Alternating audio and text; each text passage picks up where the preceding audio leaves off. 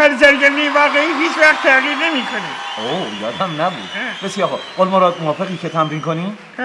بسیار خوب. تو الان فکر کن من فروغم و از من تقاضای ازدواج کن. از من تقاضای ازدواج کن. مدت هاست دنبال فرصتی میگردم تا اون چیزی رو که توی دلم هست و بهت بگم عزیزم. میدونی نمیدونم کی و کجا و چطور عاشق و علاقه‌مند به تو شدم. اصلا چه اهمیتی داره؟ میدونی عشق محبتیه که بی دلیل و بی استحقاق نصیب هر کسی نمیشه.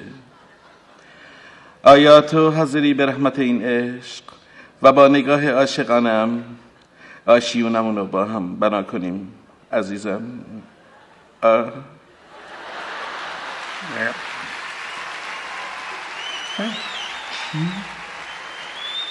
مدت هاست دنبال نه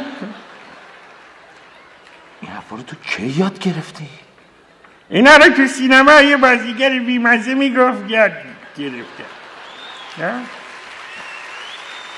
مال فیلم بوده ها؟ خب اب نداره این همینا رو قول مراد به فروغ میگی. اینه کدومه؟ همینایی که الان گفتی یا دیگه؟ کی گفته؟